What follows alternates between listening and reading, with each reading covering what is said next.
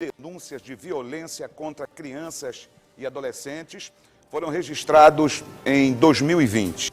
Desse total, mais de 14 mil corresponderam a abuso sexual, estupro e exploração sexual. Os registros ainda incluem violência física e psicológica. Os números fazem parte dos dados do Disque 100. Disque 100 é um serviço gratuito para denúncia de violações de direitos humanos. Nós estamos aqui ainda dentro deste assunto recebendo a psicóloga jurídica Caroline Cavalcante. Bom dia, psicóloga. Prazer recebê-la aqui na nossa sala de visita do programa Cara a Cara. Bem, existem estudos que apontam que cada vez mais as nossas crianças estão sofrendo abuso sexual. Eu pergunto, onde vamos chegar com tudo isso, doutora? Pois bem, o que acontece, né? Infelizmente, nós temos esse tipo de ato contra crianças e adolescentes, que é o abuso sexual. Isso é uma doença, doutora? Vamos chegar lá. O que acontece? O abuso sexual, ele pode ser feito tanto mediante pessoas extrafamiliares, ou seja, não são da família, como abusos intrafamiliares, que são, infelizmente, atualmente, os mais comuns. Né? Então, a gente tem essa figura da pessoa que a gente não conhece, do homem do saco, que é muito colocado ainda para as crianças, mas, infelizmente, ainda a gente tem aí números muito expressivos falando sobre abuso sexual intrafamiliar. Nem todo pedófilo abusa sexualmente de crianças. A pedofilia, ela é uma parafilia descrita nos manuais diagnósticos, mas quando essa pessoa passa um ato sexual com a criança, de forma repetida ou não, né, a gente chama de molestador. E isso pode ser tanto o pedófilo, que tem características diagnósticas, ou não. Alguns, por conta, por exemplo, dessa questão de ter acesso à criança dentro do ambiente familiar, eles são os abusadores que nós chamamos de situacionais. Né? Eles podem não preferir ter o ato sexual com a criança, mas pela questão da manipulação, do acesso. Né? Eles acabam por proferir esses atos libidinosos ou até mesmo... Como identificar possíveis sinais de abuso sexual infantil, doutora? Pronto. Temos aí a questão da mudança no padrão comportamental da criança. Então, é muito comum a gente receber denúncias falando que a criança não está mais conseguindo dormir, está tendo problemas aí para se alimentar, ou está comendo muito, ou está comendo pouco. Questões, sinais físicos, em que temos, por exemplo, a questão da infecção urinária, doenças sexualmente transmissíveis ou até mesmo infecções sexualmente transmissíveis, né? Dentre vários outros comportamentos que a criança ela pode relatar para a gente. É muito comum nós identificarmos essa questão da síndrome do segredo familiar, em que esse abusador ele pode manipular essa criança para deixá-la com medo de contar. Então, por exemplo... Como o caso aqui Exatamente. Que aconteceu, onde o avô das crianças disse que se o garoto contasse, ele ia matar o pai. Sim.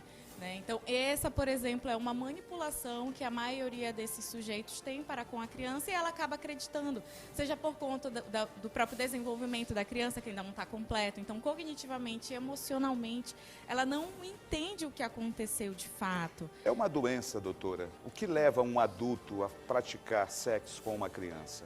Pode ser vários fatores. Né? A literatura da ciência psicológica vai dizer para a gente que essa questão, por exemplo, do situacional é pela questão do acesso. Vão ter pessoas que vão fazer esse ato libidinoso por retaliação, por exemplo. Não é a vítima que essa pessoa quer, de fato, atingir, mas é uma outra pessoa e ela acaba fazendo para com a criança. Seja pela questão do acesso, ou então até mesmo abusadores que são sádicos e aí acabam tendo Como é que a psicologia define sexual. a mente de um ser humano como este? Bom, os que são de fato pedófilos têm essa característica, né, em que a gente vai ter vários autores que vão colocar para a gente várias características do porquê, quais são a motivação, e aí vai depender de fato do perfil desse abusador, que a gente tem como também avaliar psicologicamente. Então, além da criança ser ali objeto de perícia psicológica, para a gente identificar se houve um indício de abuso ou não, esse abusador também pode ser requerido aí uma avaliação psicológica para a gente identificar essas características, possíveis motivações. E a denúncia ela é importante por quê? Porque se ele faz isso com uma criança, ele pode fazer com outras. né? E pode fazer com outras pessoas também. Então, é nosso papel enquanto sujeitos, e as crianças e adolescentes também são sujeitos de direitos, auxiliá-los nesse desenvolvimento para eles terem um desenvolvimento saudável. Então, se a criança chega a relatar algo nesse sentido, a gente percebe uma mudança no padrão emocional, comportamental, nós temos que falar com essa criança. E por isso um ambiente seguro, acolhedor, um tempo para que essa criança possa falar, né? Cuidado também para a gente acabar não sugestionando a fala da criança. Então, deixa ela falar do jeito dela, tome um tempo, de fato, para ela se sentir acolhida, para ela sentir que ela pode falar sobre aquilo, que ela não vai sofrer retaliações, ou que, muito dos casos, infelizmente, a gente vê isso, de pais que não acreditam. Olha, eu quero voltar mais uma vez, né? Muita gente acompanhando essa nossa entrevista e, de repente, pode ser que exista algum caso de abuso sexual aí na sua casa, tá? E, mais uma vez, prestem atenção. Doutora, como é que a gente pode identificar uma criança que está sendo... Nós temos que falar com essa criança. E, por isso, um ambiente seguro, acolhedor, um tempo para que essa criança possa falar, né? Cuidado também para a gente acabar não sugestionando a fala da criança. Então, deixa ela falar do jeito dela, tome um tempo, de fato, para ela se sentir acolhida, para ela sentir que ela pode falar sobre aquilo, que ela não vai sofrer retaliações, ou que, muito dos casos, infelizmente, a gente vê isso, de pais que não acreditam. Olha, eu quero voltar mais uma vez, né? Muita gente acompanhando essa nossa entrevista e, de repente... pode ser que exista algum caso de abuso sexual aí na sua casa, tá?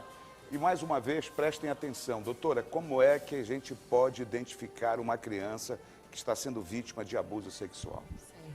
Se, por exemplo, essa criança, dentro da fase do desenvolvimento dela, ela já consegue, por exemplo, fazer suas necessidades em locais apropriados e agora passou a fazer em locais inapropriados, se ela está com mudanças no padrão da alimentação, do sono, se ela está mais chorosa, está isolada, tem uma queda no rendimento escolar. Então, a escola também ela é muito importante porque ela também consegue identificar, né, e dar esse suporte para os pais, para os familiares que fazem essa denúncia. Além disso, você percebe que ela não está mais brincando, ou então te conta alguma coisa que você acha estranho, não quero ir para a casa de fulano, não me sinto bem com fulano. Perguntar, mas por quê? Alguma coisa aconteceu? Olha, você pode falar para mim, eu estou aqui para te escutar. Essas são frases importantes para a criança saber que ela pode confiar em você e que o que ela falar vai ser escutado e acolhido. E como curar esse trauma para o futuro, doutora? Hoje a gente tem, por exemplo, a psicoterapia, que ela é uma das possibilidades para essas crianças. E também gostaria de fazer um alerta aos próprios pais, né? Não é fácil a gente escutar uma denúncia de um abuso, ainda mais quando é intrafamiliar, né? Então, tanto os pais quanto as crianças e adolescentes vítimas do abuso podem fazer uso da psicoterapia. A gente também tem o sistema de plantão psicológico dentro da clínica.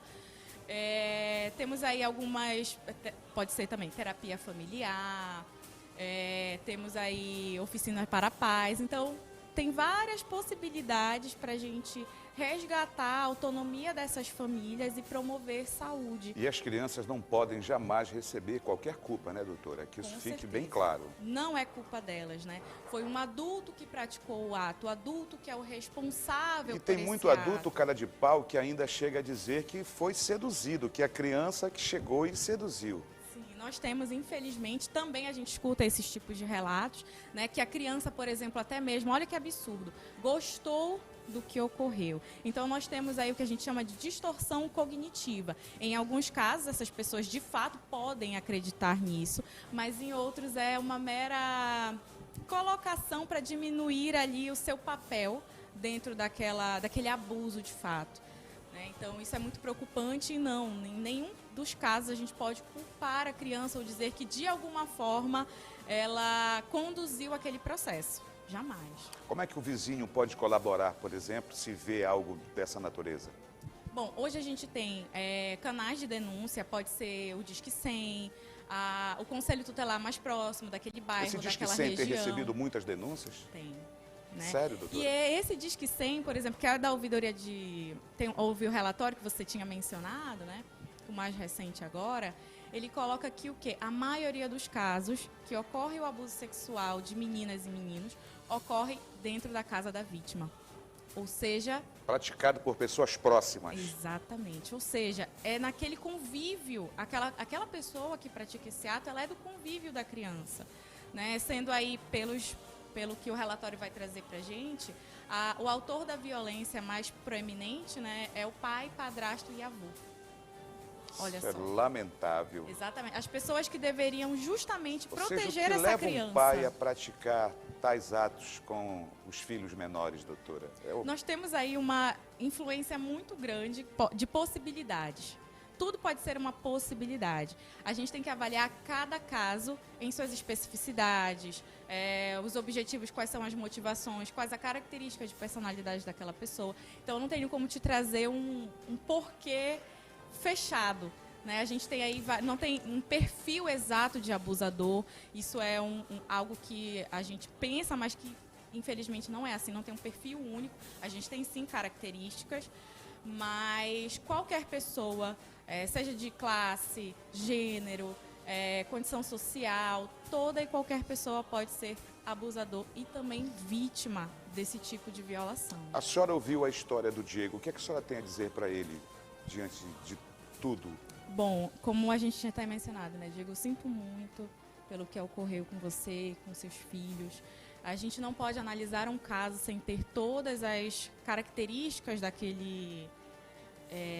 daquela situação, né? Mas é importante você estar procurando, de fato, as autoridades competentes para que elas façam justamente o que elas se propõem. Mas essas autoridades competentes não estão fazendo o seu papel lamentável. Lamentável, exatamente. A gente né? espera que E nós depois temos que tornamos públicos justamente, a coisa... sim.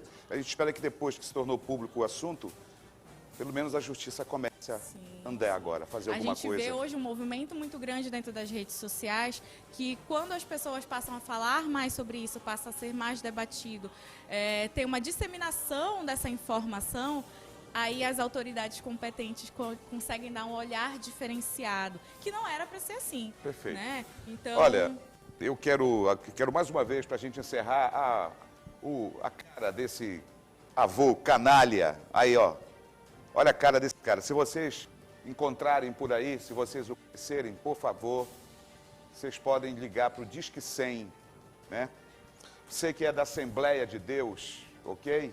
Você que frequenta a Igreja Assembleia de Deus, ali na área de Ananindeua, Águas Lindas, Júlia Cefé, você que já viu este homem é um estuprador, este homem é um monstro. Ele não poderia estar de jeito nenhum convivendo com os senhores aí da Igreja Assembleia de Deus. Portanto, denunciem, façam a sua parte. O nome dele é Elisael Cruz Glynn. Elisael Cruz Glynn. Este é o monstro que molestava e praticava abuso sexual contra os próprios netos com a conivência da mãe biológica. Diego, muito obrigado pela sua vinda. Obrigado à doutora também, Carol. Muito obrigado e que a gente volte a discutir este assunto, que é um tema muito recorrente. Só para encerrar, eu queria reforçar mais uma vez e pedir para que o Ministério Público ele exerça o seu papel constitucional em defender os nossos filhos. É obrigação do MP defender na Constituição os nossos filhos contra os abusos e pedofilias. Faltam 12 minutos para o meio-dia, não esquecendo que no programa de hoje nós ainda vamos conversar com a professora Silvia Letícia, ela que vem realmente tomando a frente nesta luta desigual, defendendo os funcionários da prefeitura, da área da educação, contra o prefeito Edmilson